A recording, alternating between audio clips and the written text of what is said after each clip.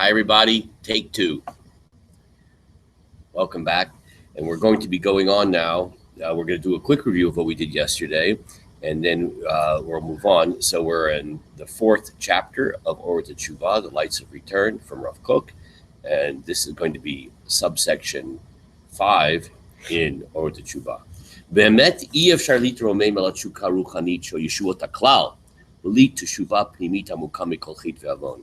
In truth, it's impossible to elevate oneself to a spiritual yearning for the salvation of the collective without a deep internal tshuva from every sin and transgression. Okay, so let's talk about this for a second. Rav Kook made the point. This is something that I find so fresh and so unique about the approach of Rav Kook about the connecting the dots. That's what's unique about Rav Kook. It's always connecting the dots to be able to see the connection between small things and big things, between the micro and the macro. And one of the points that Rav Kook had made is that when we do teshuvah, so that in fact impacts upon everything else that happens in the entire universe, right? It's tshuva, or the opposite of tshuva, God forbid, when we do things we shouldn't be doing, is not a personal issue. You know, the notion in American society of radical autonomy. You know, it's my business. I can do whatever I want to because it's my business, right? No one else's business. That's not the approach of the Torah. The approach of the Torah is it's everybody's business, not in the sense of gossip. It's everybody's business, but in the sense of everything that we do as individuals impacts upon the cosmos. Like, you know, the famous analogy of people in the boat, you know, and a guy's drilling a hole. You know, what are you doing there? It's beneath my seat. What's it mean? None of your business, right? That's exactly the analogy of what goes on. So really, when we go navigate day to day, hour to hour, minute by minute, you know, in a lot of approaches towards trying to do tshuva, changing any kind of behavior, there's an emphasis on, you know, one day at a time, right? I kind of feel like maybe we ought to do like 1 minute at a time. Like, let's take it like bite-sized chunks. Like, you know, one day at a time. That's like a little grand for me. Like, you know, can I stand the next 60 seconds, you know, without doing something I shouldn't do? Okay. So when we navigate day-to-day existence with that attitude of I have to be so careful, you know, minute by minute, hour by hour, take one at a time. And I want to, because I've now learned Rav Kook, and I want to have in mind that my own trying to walk the straight and the narrow and behave in a holy fashion, I'm doing this in order to elevate the entire cosmos. So Rav Kook says, make sure you don't put the cart before the horse, because if one too much thinks about one's ability to affect the cosmos, which is definitely true and very empowering and very impose upon one the sense of responsibility, right? One thinks that you're affecting everything else. We have to know very, very much so not to lose sight as we're thinking about, whoa, I am impacting on the cosmos. Make sure you just always, at the same time, focus on the nitty-gritty details of one's own personal life, right? And this is the problem we see all the time. I mentioned this yesterday, that when people, I quoted Rav Steinsaltz said that when people talk about tikkun olam, we're going to save the world, and all these lofty issues, they're probably rotten people and don't get along with their children, their spouse, and their neighbor. Right? When things become too macro, then they lose sight of the micro. Okay, so that's what Rav Kook here is saying here, that this idea of wanting to somehow influence things on the macro, on the universal cosmic level, cannot possibly happen unless we have an extremely deep tshuva on a most personal level of every chet and avon, every single sin and transgression. That has to be our focus. Omnam yachid sheshab b'muvan zeh mochlin lo lechol haolam kulo, v'chein yecholim rabim litalot l'tchuna ha'idealit הגנוזה בנשמת האומה על ידי תשובת היחיד, השב למטרה Shalzo hitafshut azrachat chukat gaon ha'uma b'tarata. But if we're able to do this, where we are able to work on the nitty gritty chametz of our personal lives, even though that's now going back to the macro again, even though that's an individual tshuva, but when a person does this type of teshuvah, that in fact, if we do it and have in mind the kavanah, apparently Rav Kook feels it has a lot to do with your intention when you do this type of personal teshuvah. If you have in mind you're doing this for the entire cosmos, that's going to empower the multitudes to become elevated. It's empowering to all of humanity. Something is going to happen to the souls of people who live in China, who live in Paris, anywhere, as a result of our doing tshuva, which is going to cause this whole elevation.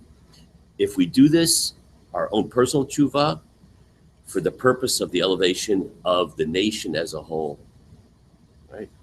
So it's interesting, you know, that I just think this is so, it's so not the way people operate. You know, there's plenty to be dissatisfied about. I don't want to like beat a dead horse on kind of the political national level. Let's talk about Israel for a second, since that's our nation. And people feel so impotent to be able to do anything about it. What could I do about it? Besides fetch, besides complain, saying Yiddish, and make oneself miserable. There's so much we can do about it. You know what we can do about it? Daven properly. Not speak Lashon Hara today. Get some exercise. Be a little nicer to the people that we deal with in the course of the day. A little bit more honest in our dealings. Make sure the food we eat is kosher. Speak less Lashon Hara, gossip. Be more positive. Smile a little bit. Let's practice, everybody. Too bad you out there, you can't see. That was amazing. I feel happy already. And if we do those little things, that is going to, and I'll just quote that expression, hit afsharut hazrachat chukat gaona uma b'tarata. The empowerment of the illumination of the yearning for the grandeur of the nation in its purity. I don't know if that's English, but anybody want to read those last few words in the English translation that you have in front of you, in that subchapter 5? Real loud. Similarly, many can ascend to the ideal character concealed in the soul of the nation by means of individual repentance. This person returning with the purpose of enabling the pure illumination of the yearning toward the nation's grandeur. I like it. Okay, fine. Okay, ready to move on? I have just one thing to say. Yes, absolutely. But speak loud so the lollipop can hear you. You know how God created the laws of physics and laws of nature? Is it fair to say that God also created like laws of morality and what you're talking about? Those things that people would never even think existed. That like when we reached, like when we behave a certain way, like when we reach the 40 level of Tuma, it's not just, it's something that like, for a better explanation or word for it, like the cosmos, like the environment recognizes, and there are reactions to it. Absolutely. Rav Kook actually made that in the very beginning of this text, where he talked about the artificial boundaries that we create between the spiritual and the material, right? People tend to think of weather, WEATHER, okay? And my personal moral behavior as like disconnected. If we want to do something about global warming, then maybe we should speak with less hot air. We work on our own carbon emissions. Right? I'm not saying we shouldn't have cars with less carbon emissions either, but and of course the Torah is full of this. It's one of the central messages of the Torah. The first global warming catastrophe in the history of the world, I suppose, was the flood, right? Noah's flood. And that wasn't arbitrary. That happened as a result of sin. The only problem is that because we don't have prophets at this point, except for the 4 of you in this room, but that's a well-kept secret. But because we don't have prophets, one of the great, a lot of people think prophecy, they so misunderstand prophecy. They think prophecy, the function of prophecy is to make predictions. That's so completely not true. The Jewish idea of prophecy is moral exhortation. That's what the prophets did. And one of the things that they did, and you need prophetic power to be able to do this, is to line up the cause and effect relationship between a particular phenomenon and a particular behavior. So a Navi, a prophet, can say, this is happening or this will happen as a result of this behavior. So we don't have that anymore. So when something happens nowadays, which is catastrophic on a natural level, we don't have a prophet that can say, this particular natural calamity is a result of this particular sin. We don't have that anymore. We live in we're kind of groping in the darkness. But the truth of the matter is there's an easy, I'm not sure it's easy, but the way to approach the fact that we can't make a cause and effect linear connection between this particular sin and that particular natural calamity, the only alternative we have left is to do kind of a brush that thing. Yeah, just do tshuva.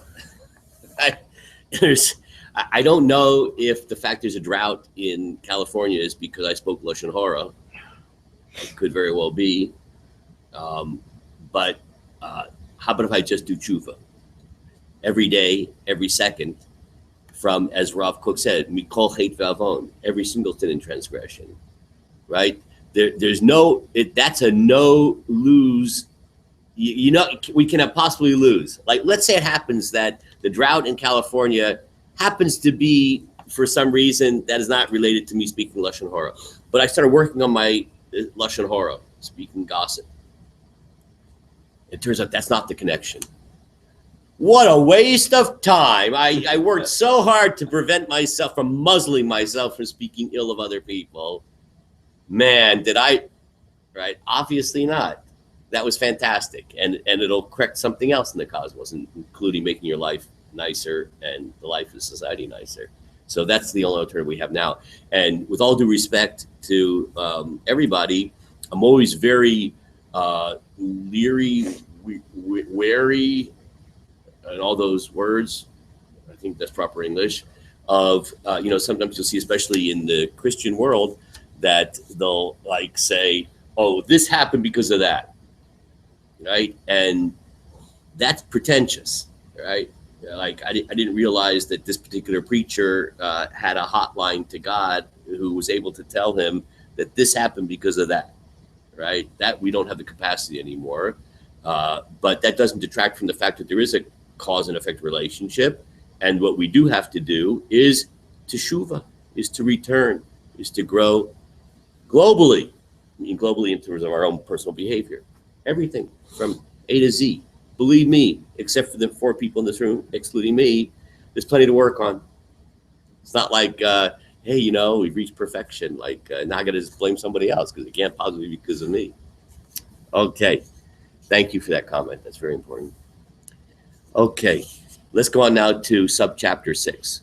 Rosh hapisga shel nishmat umah hi hamegima haklalit. The very height of the soul of the nation is the universal goal. It's too bad Rav Kook didn't speak in plain English or plain Hebrew for that matter. I mean, it's very clear what he's saying. Let me just read a few more words, then we'll talk about it. It's very much tied in with what we just said. That the nation yearns for it in the very essence of its being. You know, we got to go back to first principles. We have to just read over and over again Hashem's charge, the job description that Hashem gave to Abraham. You know, we're all children of Abraham. Everybody in this room, we're children of Abraham. And Abraham was given an assignment, both a responsibility and a destiny. And that is to be a source of blessing for all nations. That is in our very kishkas, in our very intestines. That's what we're all about. There is nothing more universal than Torah.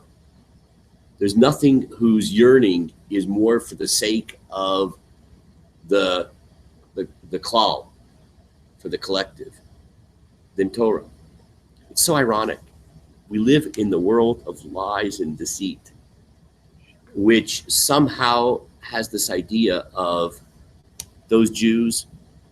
I've even had people tell me,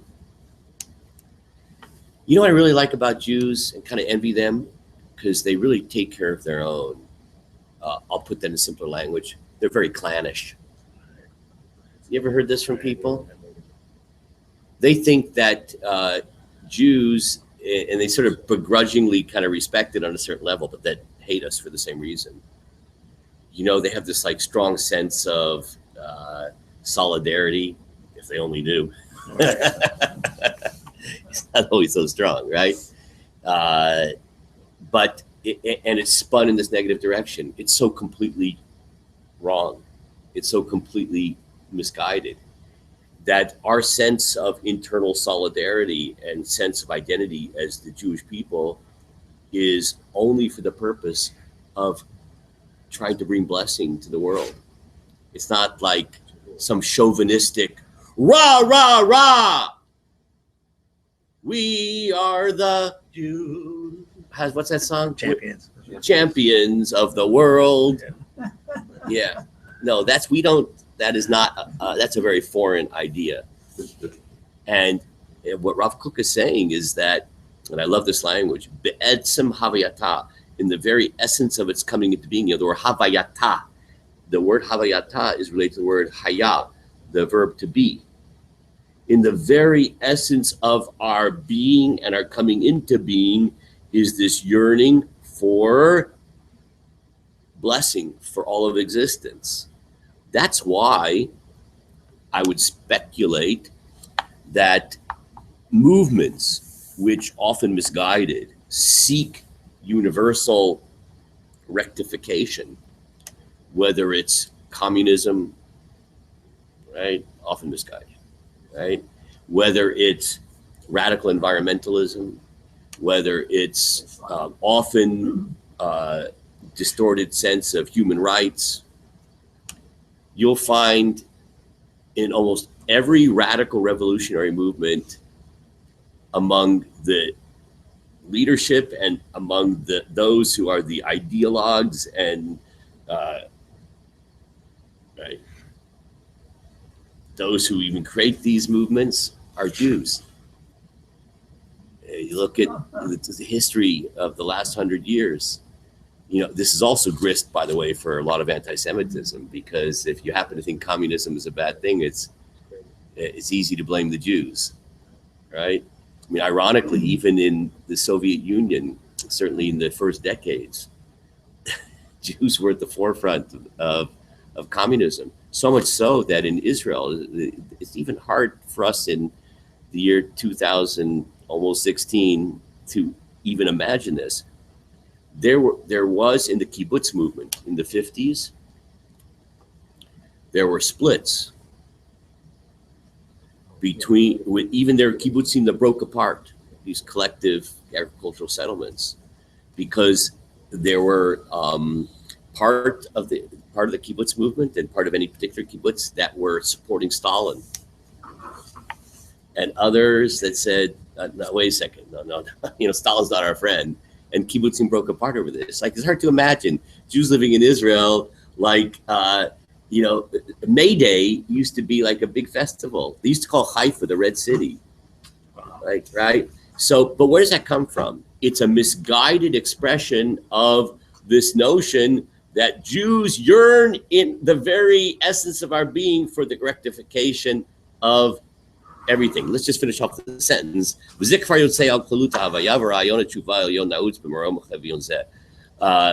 is this concept of this supernal tshuva is tied in very much with this notion. We'll perhaps tomorrow we'll repeat that last sentence and go on.